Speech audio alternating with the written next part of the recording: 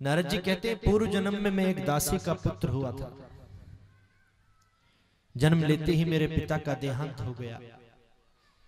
मेरी माता जगह जगह लोगों की सेवा करके जो भोजन पानी मिलता उससे मैं और मेरी माता अपना जीवन यापन करते। एक समय की बात है, जिस ग्राम में हम रहा करते थे पास से ही संतों की मंडली गुजर रही थी। गांव वालों ने संतों से पूछा कहां जा रहे हैं। संतों ने कहा किसी शांत स्थान पर जा रहे हैं चतुर्मासा करने के लिए। गांव वालों ने आग्रह किया कि आप ये चतुर्मासा अगर हमारे गांव में करें तो हमारे गांव की धरती भी पवित्र हो जाएगी और हमें संतों की सेवा करने का अवसर मिलेगा। संत मान गए, मैं उनकी सेवा में लग गया। कथा तो बहुत लंबी है पर मेन सार समझने वाली बात है। जिस कक्ष में गुरुदेव को रुकना था उसमें मैंने सुंदर चौका लगाया, सफाई करी। गुरुदेव रुक गए, मैं उनकी सेवा में लग गया। सत्संग इत्यादि कथा प्रारंभ हो गई। मैं बैठकर बड़े आनंद के साथ सुनता। मानो ऐसा लगा कि जीवन की शुरुआत आज हो गई। गुरुदेव अपने भक्त को स्वयं पहचान लेते हैं। गुरुदेव भी हमेशा बताते थे कि हम अपने भक्त के पैर और नेत्र दो चीज देखते हैं कि उसकी चाल कैसी है और उसकी आंख कैसी है। दृष्टि से ही पता चल जाएगा कैसा भक्त है। देख लिया, कथा के बाद बुलाया, बेटा कौन हो तुम? बड़े आनंद से कथा सुनते, क्या नाम है आपका? गुरुदेव मेरा कोई नाम नहीं।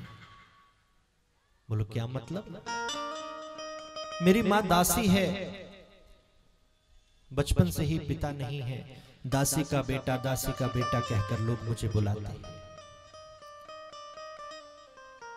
गुरु मंत्र दिया, जब ही नाम रख दिया हरिदास। मानो जीवन की शुरुआत उसी दिन हो गई। जिस दिन संत आपको आपके नाम से जानने लगे, समझ लेना जीवन का प्रारंभ हो गया है। गुरुदेव ने नाम रख दिया हरिदास। रात्रि के समय एक दिन गुरुदेव के कक्ष में आए, देखा गुरुदेव प्रसादी पा रहे हैं। बेटा हरिदास तुमने भोजन किया? नहीं गुरुदेव, मैंने बताया ना मैं दासी का पुत्र हूं। जब सब लोग भोजन कर लेते हैं, अगर कुछ बचता है तो मैं और मेरी माता उसे पा लेते हैं, नहीं बचता है तो कोई बात नहीं। गुरुदेव ने तुरंत अपना भोजन उससे दिया। पहले तो मना किया, फिर गुरुदेव के आदेश का पालन करके उस शीत प्रसादी को पाया। कहते हैं हमें कभी किसी का जूठा भोजन नहीं करना चाहिए, पर गुरुदेव के द्वारा जूठा जो भोजन होता है उसे हम शीत प्रसादी कहते हैं। वो महाप्रसाद हो जाता है। उसके कण मात्र से ही जीव का कल्याण हो जाता है। गुरुदेव की विदाई का दिन आ गया। सारा गांव कुछ न कुछ गुरुदेव को दान करने के लिए ला रहा है। कोई अन्न लेकर आ रहा है, कोई वस्त्र लेकर आ रहा है, कोई बर्तन लेकर आ रहा है।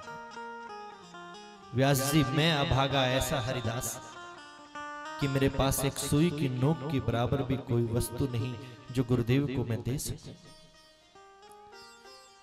समस्त ग्रामवासियों ने विदाई दे दी। गुरुदेव नहीं गए। चारों ओर गुरुदेव के नेत्र तो अपने हृदय के टुकड़े हरिदास को ढूंढ रहे हैं। हरिदास भी एक कोने में खड़े होकर रो रहे हैं। रहा नहीं गया, दौड़ कर गए और गुरुदेव के चरणों में साष्टांग लेट गए। हे प्रभु, मेरे पास चढ़ाने के लिए कुछ नहीं, मैंने स्वयं को ही आपके श्री चरणों में आज अर्पण कर दिया। गुरुदेव ने उठाया, हृदय से लगाया। शिष्य और गुरु दोनों के नेत्रों से अश्रुओं की धारा बह रही है। कितना सुंदर दृश्य। हरिदास की मां देख रही है सारे दृश्य को। गुरुदेव को ले गई, समझाया। माता ने कहा बड़े कष्ट से पाला है, इस दिन के लिए नहीं पाला था कि आज आपके साथ चला जाएगा। मैंने सोचा था मेरे बुढ़ापे की लाठी बने। गुरुदेव समझ गए माता की अभी आसक्ति है। आज हम लोगों को क्या चिंता है? 10 मिनट बच्चा ज्यादा पूजा कर ले, कहीं बाबा जी तो नहीं बन जाएगा। एक जगह कथा हुई, एक बच्चा बड़े प्यार से सुनता था। माँ ने यही पूछा, सारे दिन पूजा में लगा रहता है, महाराज जी कहीं बाबा जी तो नहीं बन जाएगा।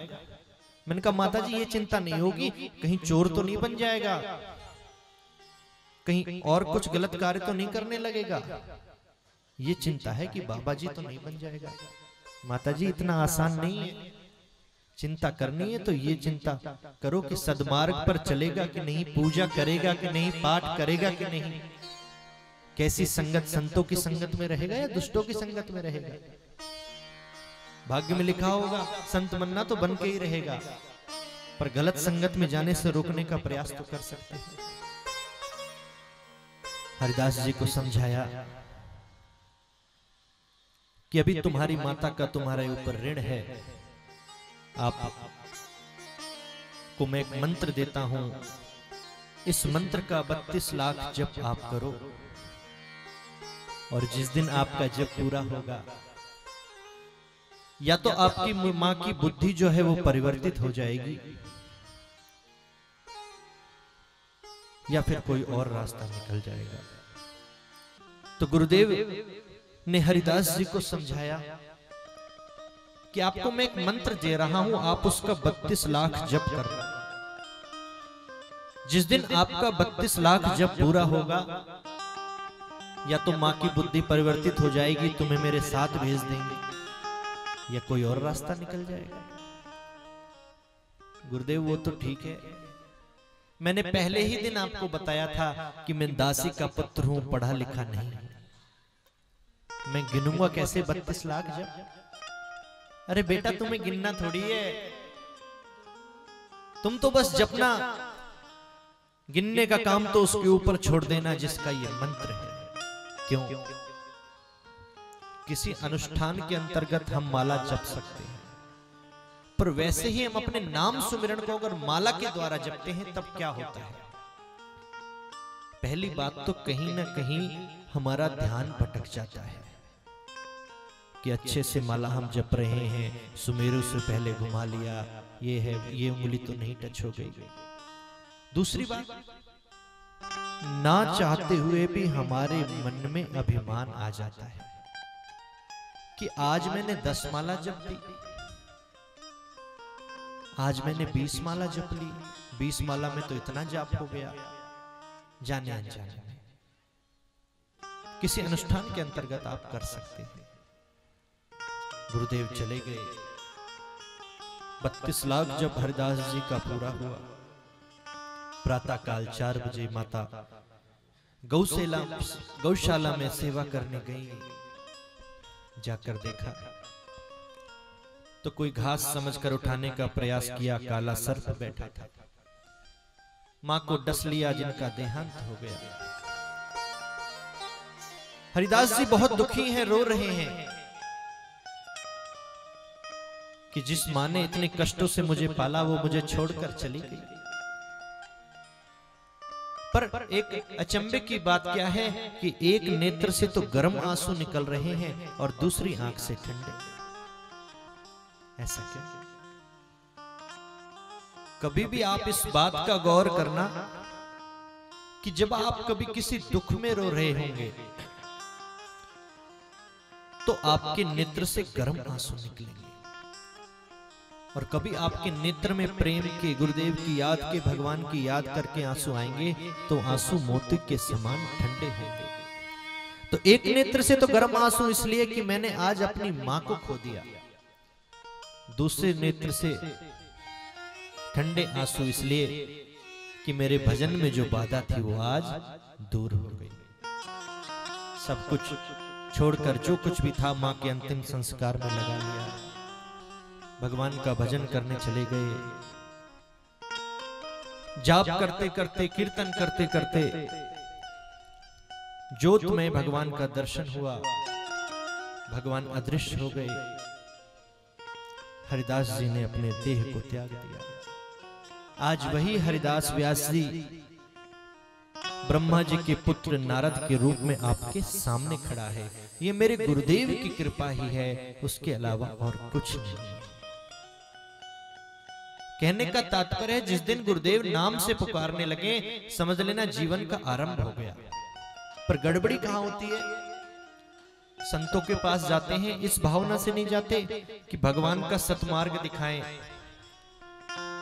कोई ऐसा शॉर्टकट बता दें, फैक्ट्री अच्छी चलने लगे, बेटा डॉक्टर बन जाए, सब काम चुटकी बजाते हुए हो जाए। और ये सुख और दुख हमारे कर्मों का लेख है, इतनी जल्दी कोई नहीं कर सकता।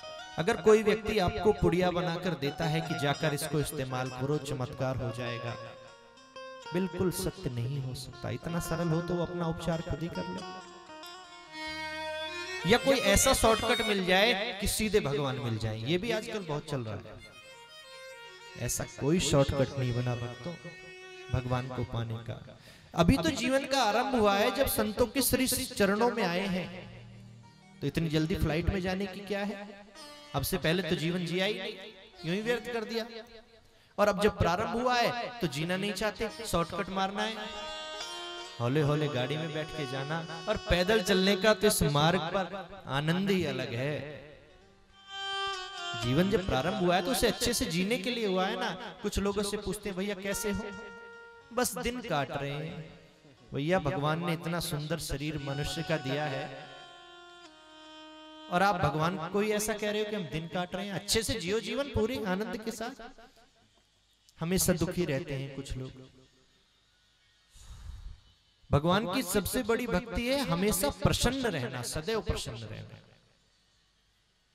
हमेशा हमें अंदर से खुश रहना चाहिए।